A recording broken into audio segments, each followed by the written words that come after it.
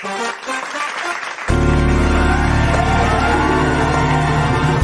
Judy on the radio, building dreams and achieving more, telling it just like it is. Most of all, keeping it real. Are you ready for real talk? Changing lives and communities. Real talk. Saving all our families. Real talk. Bringing hope for you and me. Real talk. Real talk with Judy. Real talk with Judy on the radio. Real talk with Judy. Real talk with Judy on the radio.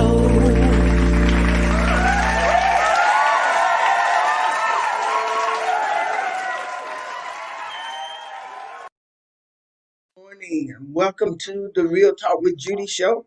I am your hostess, Dr. Judy Mantrell, and I am so glad to have you to join me this morning, this Tuesday, October the 27th, 2020, right here on Hallelujah 95.3. The Real Talk with Judy live show is also being viewed on Facebook at Real Talk with Judy and on YouTube at Real Talk with Judy Radio. So go ahead now, if you would, and go ahead and like and share now so we could get this over. This today is a great show with some great guests, and I am very excited. So spread the word and remind everyone that the Real Talk with Judy show is on the air right now. And so I'm inviting all of you to subscribe to my YouTube channel at Real Talk with Judy Live Radio Show. I want to say hello to my mama, Mother Dr. Irma Hunter Wesley, the reason I am who I am, and to my awesome and amazing husband, Superintendent Gerald Mandrell, pastor of Life Changers Church of God in Christ, and he is the reason I get to do what I do. We have become chapter 40. We have begun chapter 40 of our marriage life. Woo! And so we're excited about that. And to all of the sponsors of the Real Talk with Judy live radio show, thank you for investing in keeping the wheels of the Real Talk with Judy show moving forward. We are going everywhere. We are handling topics. We are doing some great things with people who have been there, and now we are moving others into the direction of being successful. So thank you, everybody. I want to say thank you to all of the sister girls who was able to get on last night. We had a fantastic time with the sister girls fellowship. I want to go ahead and invite you, ladies, to mark your calendar for November 23rd. November 23rd is going to be our sister. That's a Monday. It's going to be our sister girls virtual fellowship Thanksgiving dinner, and it is going to be awesome. So go ahead. You'll be able to register probably starting this afternoon or tomorrow or sometime. And we want to go ahead and get you registered. Our discussion today, the experience of cancer survivors, husbands, and caregivers. The experience of cancer survivors, husbands, and caregivers. Research state that this year, over 250,000 women in the United States are expected to be diagnosed with breast cancer. That means plenty of spouses and partners and children, families will step up and learn to become caregivers, especially the spouses. Thoughtfully supporting a loved one with breast cancer is essential because treatment often brings physical, psychological, and emotional challenges. And so today we're going to hear from four men who were caregivers with their wives. Research shows people who have a great caregiver in their lives generally get through treatment better than patients who are more isolated. So I want to say thank you all so very much, husbands who are coming on for being a part, and to all of those of you who are tuning in, I want to thank you as well for coming on. We greatly appreciate you. This morning, want you to welcome to the Real Talk with Judy show four men who helped their wife survive breast cancer. The husband of Dr. Tawanda Diallo Davis, who was diagnosed September 10 and became the voice in the earth for breast cancer because many women came to her after she was diagnosed. Her husband, my guest, Mr. Christopher Davis. Welcome to the Real Talk with Judy show. Good morning, Dr. Judy. Welcome. Thank you for welcoming me and inviting me to be on your show this morning. It is definitely an honor. It's definitely an honor to hear you, watch you go through um, um, all of that with your wife, and thoroughly impressed. We're going to hear your experience a little later. Thank you for being on. Yes, ma'am. My next guest is the husband of Judge Nina Richardson, who was diagnosed August 2016. He's also an honorary sister girl, and he's also running again for the office of city commissioner. My guest, Commissioner Curtis Richardson. Good morning, Pastor Mandrell. Good. Listen, I'm so sorry I missed the Sister Girl social last night. I thought I had registered and I hadn't. So by the time I tried to register, I couldn't get on. Oh man, you should have texted me. We were looking for you. Okay. Commissioner, Mayor Pro Tem Diane told me, hey, one of our sister girls missing. So we were looking for you. You know, you make the show good. Okay. So we're I'll looking be forward there to on the 23rd. hearing your experience as well. Okay. The husband of Dr. Nikki Collins, who was diagnosed October the 25th, 2016. The one and only, my guest, Apostle Carlos Collins. Hey, God bless you, Dr. Judy. Thank you so much for having me on this morning. I'm telling you, I'm on here with some amazing guys, man, and I'm telling you, I'm looking forward to hearing their testimonies this morning. So I'm excited to be here. So thank you so much for this broadcast. Yeah, thank you too, Apostle. We know that you all are busy, but this is a very powerful panel that we have put together, Yeah. and we are very excited about this panel. Very excited about this panel. So, the husband of Mrs. Pamela Moore, who was diagnosed March 16th, is my guest, Mr. Arnett Moore. Good morning, good morning, good morning to the illustrious panel of guests here. I am, like Carlos, I'm just kind of thrilled to be on with such illustrious people here. How you doing, Dr. Judy? I'm doing very well, sir, and I am honored to have such great men on the show today, and I look forward to this show blessing so many. So we are very thankful for all of you.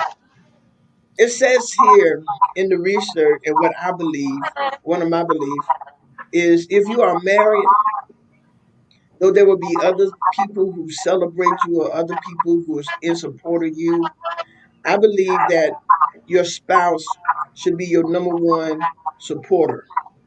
I Pastor believe Judy. that when your spouse is there Pastor by Judy. you, this is my belief and my experience, even with my husband, it adds to your success and it helps you through challenging times. Pastor That's Judy. yes. I'm getting feedback on my end. I don't know. I'm getting feedback on mine too. Y'all Yeah. getting feedback? Let's see what's going on. Somebody may have a phone or something else on. And you know what? Mute yourselves as well until you come back to talk. If everybody will mute yourself, I'm hearing it as well. So if you're not talking, put your um, camera on mute, and that will help with some of the feedback as well. If you're not if you're not if you're not talking, so yeah. So we're gonna keep going, and they'll work on the feedback so you can make sure everything is going home. And so, what are y'all still hearing the feedback? Yes, ma'am. Okay. Yes. All right. Will you all mute yourselves? Yes. Okay, y'all mute yourself, and then we'll see how that go. I can't mute me. All right. Is that better? That's better. Good, good. So, my comment was that I believe that when we get the support of our spouse, it adds, um, um, when we get the support of our spouse, either in success or challenges, it adds to us. It gives us a sense of strength. It gives us a strength of hope. What do you think, gentlemen? Let me unmute. You're absolutely right. You're absolutely right, Pastor Judy. I think it makes the healing process even move forward a little faster when you have help and support. And so I fully agree with those statistics. Yeah, it adds Yeah, to Pastor it, Mandrell. and you're gonna have quite a few more people around you. But when you have that spouse with you, it just make all of the difference in the world. It makes up all of the difference in the world. And so, what I want to do, I want to hear, I want to hear the challenges. I mean, I want to hear your experience, and I'm going to give you a scenario. I don't know how it happened, but it says, I thought about this. You leave home, and either one of you can start. We're going to allot time because I want to hear your experience, and we're going to talk about some things. But you leave home. It's a normal day as usual, and you get the call, or you're sitting down with your wife, and she says, "I have breast cancer." What did that feel like to you? Well, Pastor, I'll be more than happy to start because I can tell you it was like a gut punch to me. Uh, my wife had been the picture of health in all the years that we had been together, and we've been together almost 30 years now. I mean, she never went to the doctor, she never went to the dentist. I mean, she was just the picture of health. But she started feeling this little lump in her breast, and it grew and grew, and so finally we decided that she would go and have it checked out. And so she went to her primary care physician at Capital Health Plan, and then they referred her to an oncologist. And when they did the biopsy, it in fact was malignant. And so she had to have the breast cancer surgery. We ended up having a double mastectomy, and she had to do the chemo. We didn't do radiation, but we did the chemo, and it was, like I said, it was like a gut punch hearing that, because she called me after she got the diagnosis from the oncologist, and told me that she had been diagnosed with cancer. And we had just not ever had an experience with that before and didn't really know how to handle it at first. But I knew that I would be there for her to support her through this ordeal. So that was our initial reaction to it. I can imagine you said it was like a gut punch, a gut Yes. punch. Um, and then I like what you said, Commissioner. You said we. You said we went through. You said we went through a mastectomy, and so you went through it with her because Yes. one of the go ahead. No, I was just going to We say I was there, and I'm sure the other gentleman will tell you the same thing. I was there every step of the way. I was there for every appointment. I was there for the surgery. I was there for the treatment. And it was interesting with my wife because she wanted to keep her hair. She didn't want to lose her hair. And so she researched this treatment. It had not been approved by the Food and Drug Administration in this country yet. So we had to import it from England. It was called the cold cap or penguin cap. wow. And what you do is you freeze the hair follicles so that the chemicals from the treatment don't get into the hair follicles. And so she kept about 80% of her hair. And that was quite an experience. Her sister and I had, when we went for the treatments, we had to do the cold cap because you freeze the cap with dry ice and you put it on for a certain period of time, and then you have to take it off and replace it with another one. And so, I mean, we were orchestrated. Dr. Rassam was my wife's oncologist, and his office was like, you guys are unbelievable, because we'd bring all this equipment in there, and her sister and I, during the course of the treatment, were putting on this cold cap, and it was amazing. But we were right there together through this entire experience. And so that's why I say we. I love it. I love it. Gentlemen? Hey, Dr. Hey, Can you hear me? Okay. Well, our experiences was about 10 years ago now. And, you know, we've had some recent experience, but that first one, you know, we had been married then about 14 years. And I had personally never experienced something like that. My parents have been in the hospital before, but, you know, until you go through something like that personally, it's a whole nother ball game to speak about it and to understand it. And it was kind of like a blur. On one hand, I couldn't believe what we were having to deal with, but just like Commissioner Richardson was saying, I knew I wasn't going nowhere, and that I was, you know, in there, you know, when the words were pronounced at the wedding, for better or for worse. It's like, okay, you're gonna have the good times, you're gonna have the challenging times. So now it's a time to step up to the plate and do what's necessary. And thank God we were both, you know, people of faith. So that definitely played a huge part in that. And we had a whole community. You know, they talked about it takes a village to raise a child. Well, we had a village that helped us through that whole process. Yourself, your husband, so many people from the church, her sorority. My hat goes off. Everybody just came right on in, and I was definitely not by myself because, you know, at that time we had Cameron. Cameron was, you know, about 7 years old, and we were going through this. So her welfare was definitely something of concern, and how she would go through this process with us, and couldn't leave her out.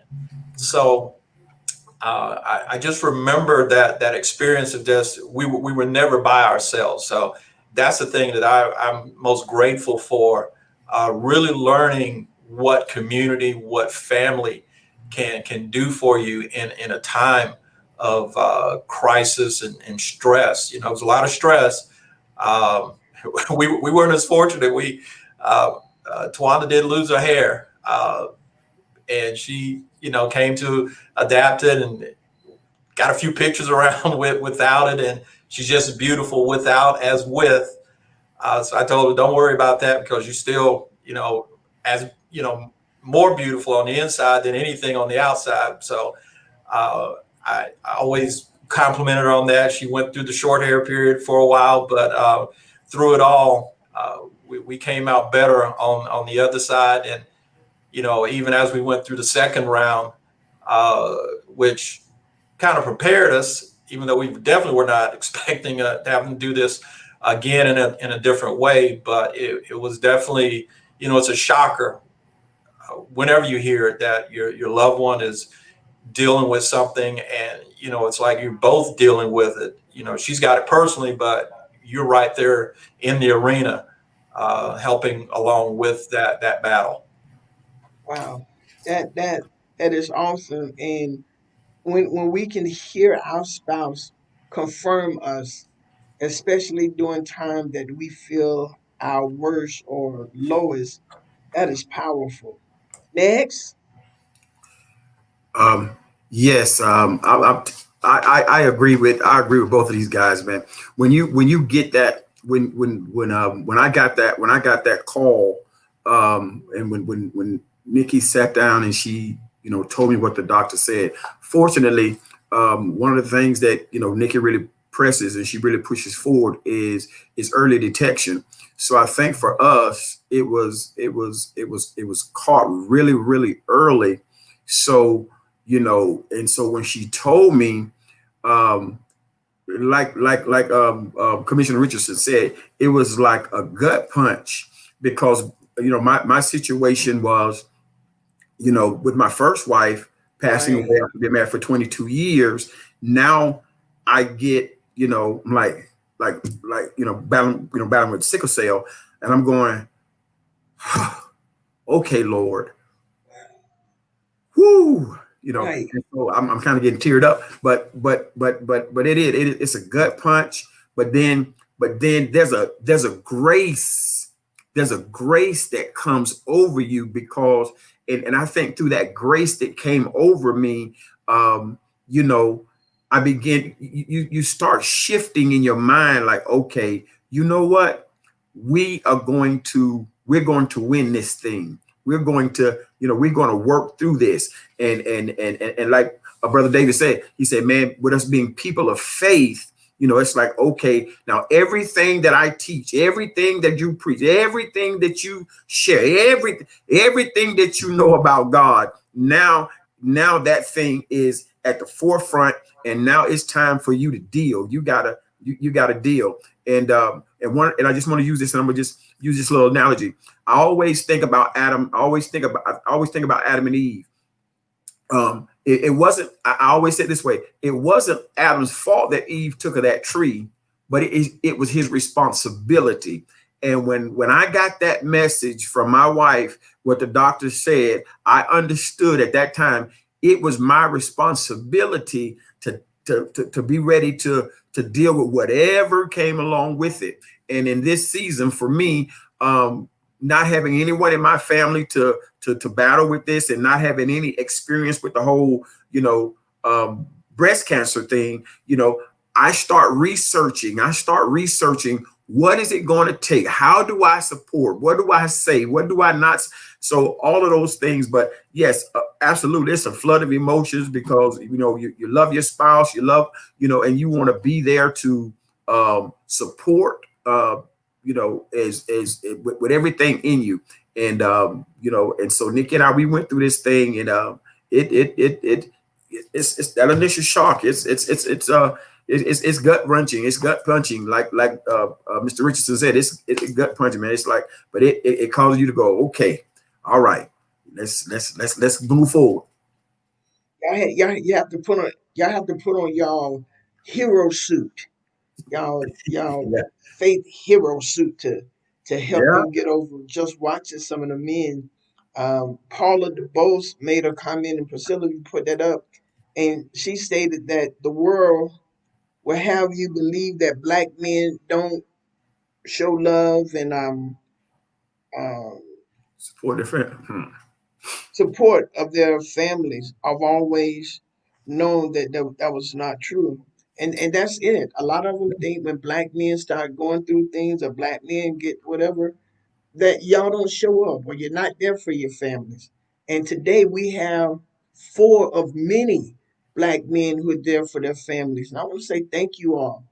Brother Arnett. I want to take this from a different perspective slightly. I watched my father nurse my mother through Alzheimer's. Okay. And the relationship that my dad and I had, you know, coming up was interesting. I genuinely loved him at the time of his passing in 2013. But we had to work through some things in order to get to that place. But I watched him in the latter years of his life really nurture my mother in ways that we had never seen in my 50 plus years of existence up to that point in time. And I remember sitting down telling him, Dad, I respect you. I mean, I appreciate what you're doing for our mother, for your wife.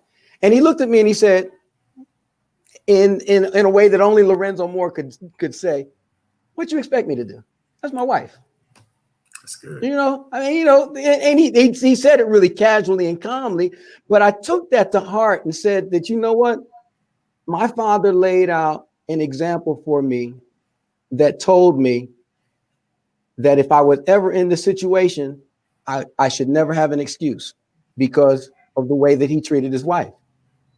And so March 16th, 2018, I'm in Chicago at a conference.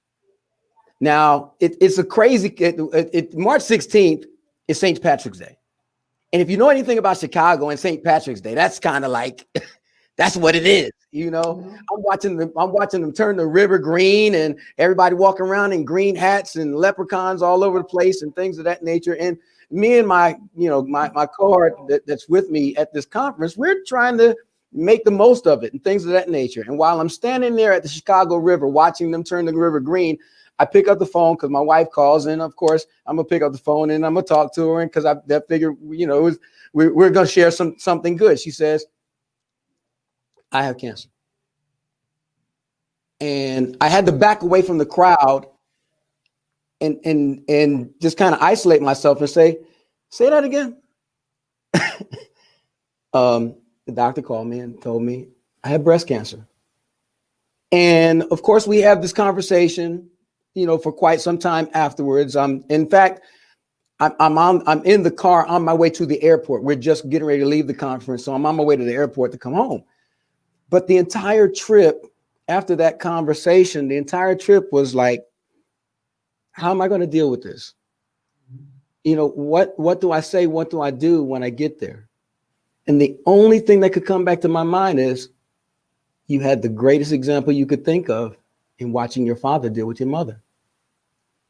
And so when I got back, you know, the resolve that I had was, and I'll be quite honest with you, I said it like this: I can't let my daddy show me up.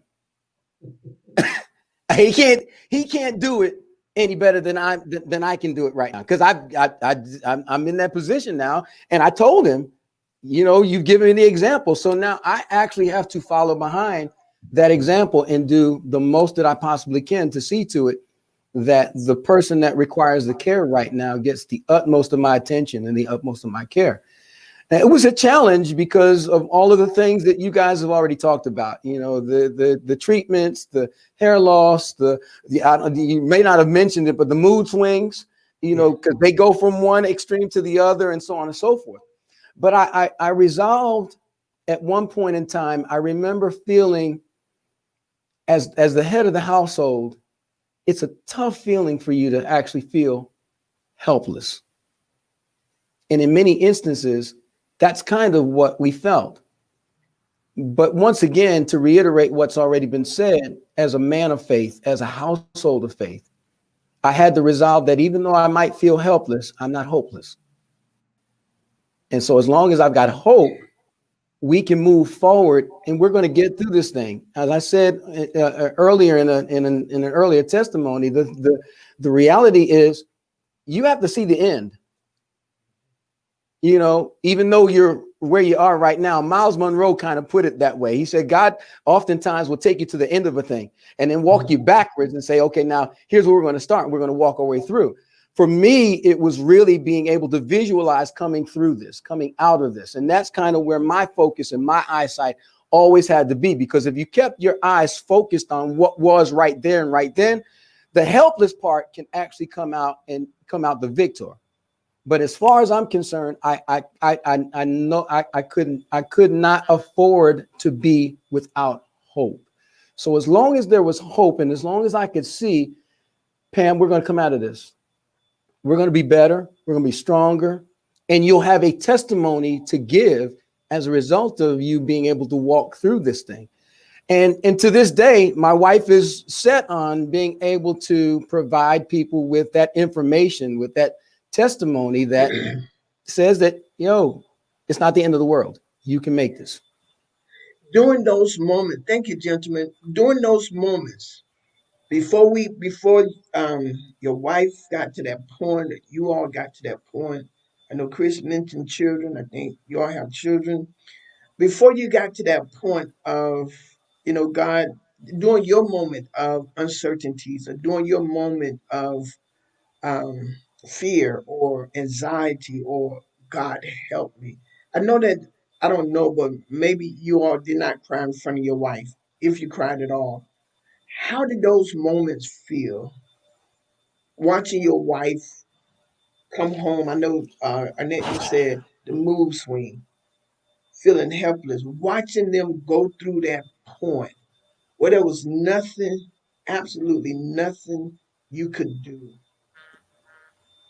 How did that make you feel? Well, as I said, it's a tough place to be, Mm-hmm. particularly from the man, or Yes. from the head of the household Mm-hmm. standpoint. You want to feel, and I'd like to think that God gave us the wherewithal to be the providers for our house. And so because you have that inert desire to provide for your spouse in that way, it's tough for you to kind of sit around, or for you to be in that position. And really, there's virtually nothing that you can physically do to move this forward. But in spite of it all, in spite of being in that position, because of the faith and because of being established on that solid rock, Christ I stand, all other ground is sinking sand. Anything other than the hope and the faith that would come from understanding that by his stripes we are healed. Anything other than knowing that faith has the substance of things that we hope for and the evidence of things, those are the things that, if you didn't take the time to feed that to yourself before, then it really, I'm sitting here thinking, how does somebody that doesn't have that go through this? Yeah. That's mind-boggling to think that there are people. And that's one of the things that I think really has kind of sparked us in our venture in trying to be informative to people, in that that there are those people out there that are literally going through this by themselves. Yes. They don't have the support mechanism. It's scary to think of that. It's troublesome to even think of that. But that's what I think some of the things that we actually walk through, Pastor Carlos, Commissioner Richardson, Pastor Davis, we walk through those things so that we actually have those kinds of testimonies to be able to bring back to those people who can provide that care and can provide that support to the people, and let them know, hey, this can be overcome. You can do this. Anyone else? And Pastor Judy, I want to say this to you. This is an awesome topic that you have chosen, and I'm just want to just let you know, I'm so appreciative that you're bringing this awareness, because you'll be amazed at, like Arnett was saying, you'll be amazed at how many people don't have this support. But then again, like the little insert that you read from the lady, there's Black men that need to know this information. Yes. They need to know, they need to hear the sensitivity in the heart of a Pastor Davis, a Commissioner Richardson, and all of us from different walks of life. And they need to hear, like, listen, you are equipped to do this thing. And like Arnett said, and that's so key. Man, how do you do this without having faith in God? And I'm telling you, and for me, it wasn't. Maybe because what I've been through, but I don't want to use a word that I was prepared. But again, it was a grace that, okay, I got you. I got you. And it caused me to say, man, what I love, and I like to use this, what I loved about Adam was, God, this is my girl. You gave her to me. Mm-hmm. And I'm not going to listen. I'm going to sacrifice my life so that you don't take my girl. Mm-hmm. You got me? And then Jesus did the same thing for the church. He said, the church is my girl. That's my bride. Mm-hmm. That's my baby. Right. and I'm going to sacrifice my life. And me as a husband in Christ, that's the attitude that I have. Wait a minute. Adam sacrificed his life for his bride. Jesus sacrificed his life for his bride. And so Carlos, like Arnett said, his dad said, what else is there for me to do? There's nothing else for me to do. There's nothing else for us to do. These four guys that's on this broadcast. That's Arnett, you're right. Your dad was right. Man, listen, in this position, there's nothing else for us to do than to say, listen, that's my job. I got you. I'm changing out your tubes. I'm changing out your. I'm changing out your drain. Everything. Yeah. I'm here for you. I'm running your tap water. I'm making sure you eat. I'm listening. I mean, the list goes on and on and on because so without a relationship and an understanding of who we have been called to be as men, as husbands, as men of God, man, I'm telling you, it was. And please hear me. It was challenging to hear it, but it was easy because he said, "My yoke is easy, my burden is light." And what made it the yoke easy and the burden light was, man, the relationship that I had with Christ and the relationship that our wives had with Christ, man, those two things coming together, it give you a strength. And then our church family, like Brother David said, the community, people fixing food, and I mean, the list goes on and on and on. Man, I feel that preacher and prophet coming from you, Pastor. Commissioner Richardson and Pastor Davis. Yes. What y'all got to say here? Well, I one thing I didn't mention earlier, at the time that my wife and I were going through this, our daughters were going through it as well. We had two young daughters. And so it was, I was working full time. I was serving on the city commission. I had to be responsible for those girls, making sure they got to school and ate, and because I didn't want any of that on my wife. I wanted her to focus on just getting better. And I have to tell you, Pastor Mandrell, there were times when I would steal away.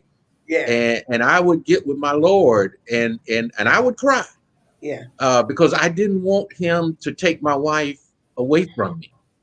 And so we were trying to do everything that we could to make sure she got the care that she needed and followed up on, what the advice and that the doctor gave us, outside of her treatments. And so, it was tough. It was a really tough experience, one that I hope that we never have to go through again. And thank God, up to this point, her last visit to the oncologist, he gave her a clean bill of health. She's cancer-free after 4 years of her initial diagnosis. So I thank God for that. But I think what you hear all of us saying in common is that belief in Christ Almighty, Sister Mandrell, that is what got all of us through this. I'm convinced of that. And he is the one that will continue to bless and keep us along this journey. Wow. Chris, and this is powerful. This is truly absolutely. And I am in agreement with everything I've heard thus far. The songwriter wrote a song that said, if it had not been for the Lord who is on my side, where would I be? And I am forever grateful for community. Those sisters, I am forever grateful for the sisters of the Kappa Alpha sorority. And I'll make sure I say that right. Because they showed themselves to be such wonderful. They just swept in and whatever we needed. The church, oh my God, because of the relationships that were established beforehand. Right. They just came in. They swept in like they talk about the enemy sweeps in like a flood. this community just came in, and I was just overwhelmed with the kindness that I saw. Again, it wasn't easy because I was still there in the midst of it. And even today, there are times, Sunday morning when my wife preached on her message and then she did the tribute, it brought back some memories. And I dropped a few tears 10 years later. But through it all, I think I'm stronger. I think I'm better. I think our marriage is better. I think we as people are better. And because of her foundation, I don't know if you can see, I'm wearing the Cancer Knockout Foundation shirt because it's such a cause that came out of that experience. And this is one of the first times that I've really been able to share on a platform like this. And thank you, Dr. Judy, for putting this together to allow me the experience of sharing my story a bit. And I'm really grateful that we can tell the world that, yes, our spouses went through this, and yes, we can survive as well going through and being there to assist during that process. And that, yes, you too can make it. And like my brother Carlos was saying, I don't know how you do that without. I don't know how you go through this by yourself. I don't know if I could have made it if I'd just been by myself. It was tough. It was very tough. It was very challenging, but the Lord knew better than not to put me by myself, but to put those saints around me who could undergird me through that entire process. And I'm eternally grateful for that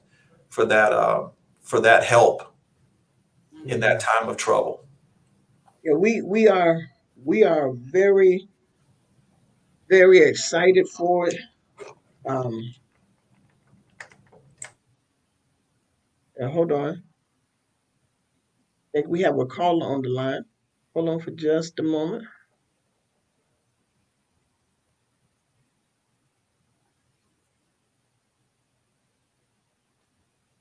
I think we have a caller on the line. Hello? Hello, good afternoon. Oh, good afternoon. Hold on for just a moment. They can can hear you on the radio. Okay. I mean, go ahead. Go ahead. Thank you. Good afternoon, this is Pastor Nikki. How are you? I'm doing very well, Pastor Nikki. How are you? Mhm. Thank you so very much. And I know you want to say something to your husband, huh?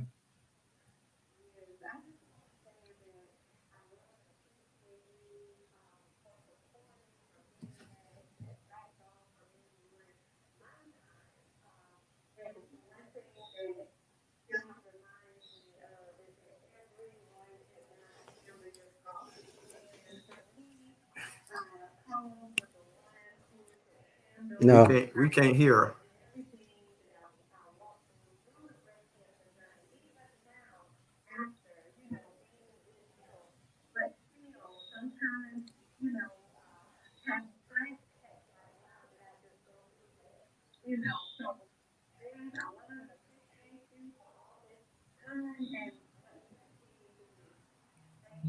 Yeah, we can't hear anything, Pastor Judy.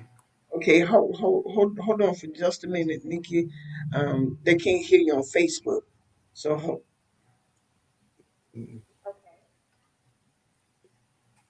okay, hold on.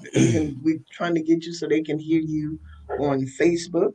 Okay. So we want to make Better. sure that Sound they like can it hear now. you. So Right now. Pastor Carlos, did you hear your wife? No, Just no, now. ma'am. Okay. Could you hear your wife, Pastor Carlos? No, ma'am. I could not hear her. Okay, he didn't hear anything you said, so we got No. to get you going through here on Facebook. Okay. So in the StreamYard so they can hear you. Can you hear me now? Can you hear her now, Pastor Carlos? I think so. Say something, Nikki.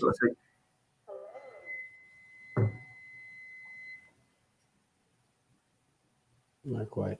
Can you hear me, Dr. Judy? I can hear Better. you, but they can't hear you on Facebook or StreamYard. Okay, so we're gonna see how we're gonna work this because we want them to hear you on Facebook. They hear you on the radio, but they don't hear you on Facebook, and they don't hear you on StreamYard. So we're trying to make sure that they get. I want him to hear this. So say it again. Can you hear, Carlos? We listening. Barely. Okay, Yeah, he well, said. Okay, they said they can barely hear you. So Mhm. we're Yeah, gonna. and here. But go ahead. But go ahead. Go ahead. This one. Just go ahead.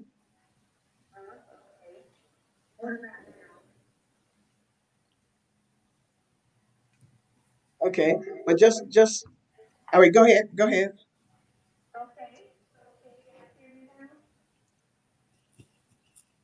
No, they can't. They can't hear you. So, but No. just go. Yeah, just go ahead. It's on the radio, and we'll see how we can fix that on Facebook. We got to get that fixed on Facebook and StreamYard, so they can hear you. But go ahead, Pastor Nikki. Um,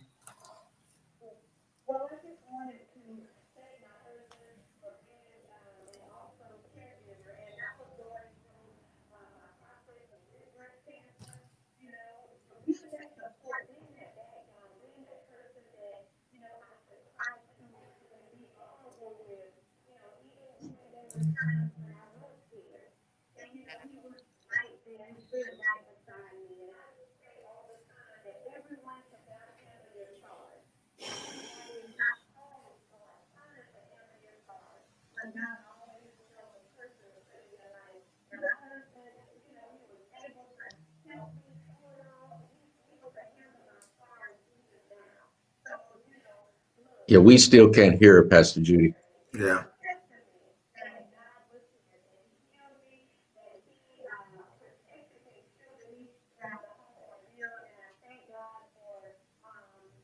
Hopefully she's saying some good stuff. Yeah. I'm sure she is. hopefully she's saying how wonderful I was. thank you so very much. Thank you so very much. Thank you so very much. We appreciate it very much. We got another caller on the line. Thank you for calling. Come on in. Hello there. Hey, I'm doing very well, Dr. Davis. How are you? Okay.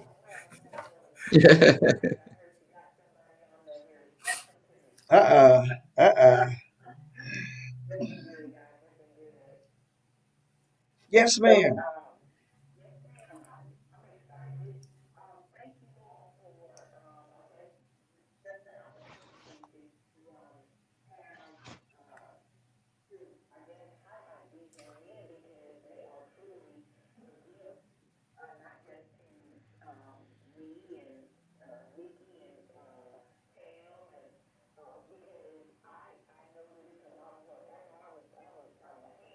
Yes, ma'am.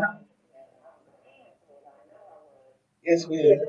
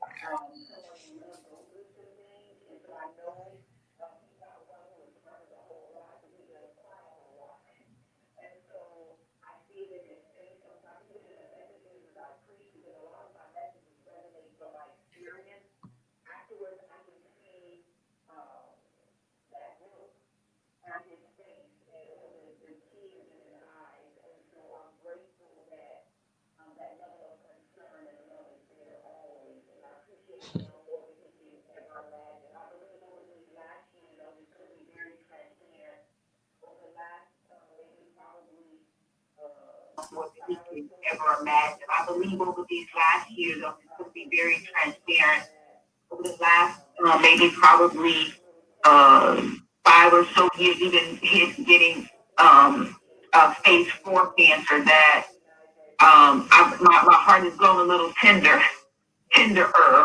And so it helps me to appreciate him more and more, because I recognize that He doesn't have to be there. He chooses to be there. And so when you look at that, it's almost like with God, God chooses to love us. He doesn't have to love us. He chooses to love us. So I'm grateful for his choice to love me. His choice to love Cameron, because there are many men who walk away. I've seen it. They walk away from their wives in sickness. Thank you so very much, Dr. Davis. We greatly appreciate these calls from these wives. And one of the things for sure, brother, is that you all are champions. You all are champions. And when I see you all, I have um, I hope everybody drink Starbucks or something, but I have a $30 gift certificate for you all to go get you some coffee or something, whatever you want to get. Just to say that we appreciate you for staying. As Dr. David said, a lot of men do walk away when their wife becomes sick or they're challenging or they start cheating on their wife. But we want to thank you for showing other men, Arnett, like you said, your father did you, showing other men how to stay there. Carlos, how to pick up the torch. Commissioner Richardson, how to just make things happen. Chris, how to just get in there. And yes, to one of the church life changers, and I know all of y'all churches, these sororities, that's what we do. But they didn't have good spouses who was there after everybody left, after everybody went home. Y'all stayed there. And today I wanted to bring you all on. So number one, we can hear men, men who support their wives during this breast cancer month to show forth that yes, the women go through it, but we got good spouses. We got good spouses. So I want y'all to take a minute, take a minute each, and just speak out here to other men. Just speak to men right quickly.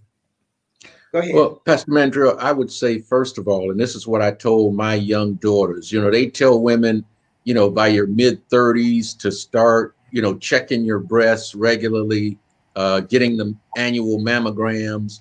I told my daughters to start even earlier than that, maybe mid 20s, because now they know that they have a history of breast cancer in their family because their mother has been through it. But I would tell the brothers out there, we've got to stick by our wives. As the vows say, for better or for worse, for richer or for poorer, you've got to mean that when you say yes to that vow. And that's what it meant for me. I couldn't have imagined leaving my wife in the situation that she was in at the time. It was us going through that. I saw us as one. And so that's why I said earlier, we had the mastectomy. We had the chemo treatments because it was about us as a couple and us as a family. I love it. I love it. Brother Davis, whoever. I do believe that education is a key, is a foundation. The Cancer Knockout Foundation has definitely been very instrumental in the community in teaching, definitely bringing the women together and some of the men, because we do have men survivors as well. But I would implore all the men, all the survivor husbands and spouses and caregivers to really come together during this time to learn, that we don't have to be out there by ourselves, that we don't have to try to go through this, that there's help, there's resources out there that are available, and to avail yourself. I mean, gentlemen, if you're not a survivor, learn what it's like to be a caregiver. Learn about the resources, learn about what it means and how to go through, especially if you're brand new. I mean, yes, you got the veterans on the line this morning, but what about those guys that are getting those calls today? How do they make it through? Who do they turn to? That's it. We can be a resource for them as well to say, hey, man, you can make it through this. It's rough. You want to feel like you want to cry. If you just want to go grab a cup of coffee and sit and talk, and we have a listening ear because we understand from coming from experience what it's like or what it can be like, and we can encourage, each other. Iron sharpeneth iron. That's one of my wife's favorite sayings. And we've got to come together to help each other make it through this thing and encourage each other that, yes, you can. Yes, it can be hard sometimes, but yes, you can make it to the other side. Right. So I want to just say thank you so very much. We got 30 seconds. Go ahead, Arnett, or Yeah. I just want to jump in real quick. Listen, I guess Arnett and I, but when I think about the sensitivity, I want to give a little honor to Pastor Kenneth Barrington. Yeah. Because for 30 years, I watched him, right, and he was our model. Right. He was the model person. Right. And now the four of us guys, we can be model persons for someone to talk to. Right. If I can interject this really, really quickly. Oh, hold on for just a minute, Arnett. I got a call. Caller.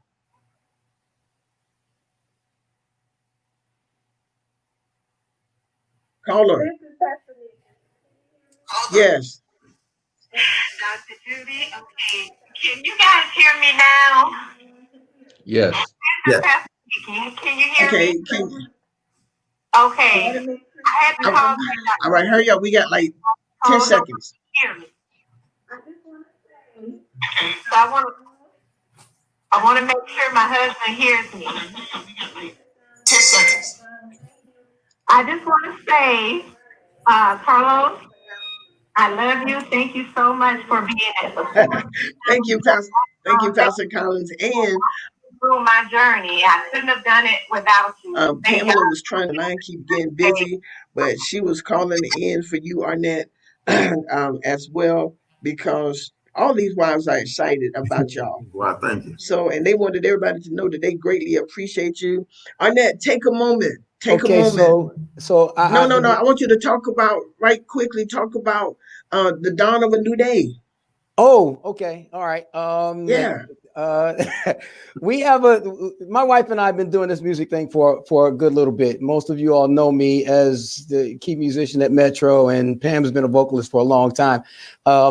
We've written a bunch of songs, and this was one that's been dear to us for quite some time. Dawning of a New Day. You can find it. It's playable on Spotify. If you look up Pam and Arnett, you can go there. If you want to purchase it, download it. You can go to any of your music sites, Google Play Store, Amazon, Apple, iTunes, the whole 9 yards. I guarantee you it will have you bopping your heads, tapping your feet. It's a cool, cool song. Enjoy it. Great. All right. Judy, if I got 5 seconds, I just want to say it like this. 5 seconds. It's important that your spouse is your best friend. I've said it for a bunch of years. Spouses can do to spouses what friends won't do to friends. Friends are there. So if you look at your spouse as your friend, then some of the stuff that you won't do for your spouse, you'll do as a friend. So I say it from this standpoint. There is a friend that sticks closer than a brother, and a brother is born for adversity. I think us men, as friends of our wives, we were born for this. We were born for the adversity that ultimately will come. Thank you all so very much. This show has been very inspiring, absolutely great. Brothers, I thank you all. Thank you all for your transparency. Thank you for your love and your care for your wife, and the support for other men. We know that Commissioner Richardson is on here. He's running to be reelected for City Commissioner seat 2, and he happens to be my choice as well. And so we're bringing back, we got 1 week, we're bringing back so we can talk about all of this, and let's see what we have going on. Again, gentlemen, Christopher Davis, Commissioner Richardson, Apostle Carlos Collins, Elder Arnett Moore, thank you all so very much for a great show. We appreciate you.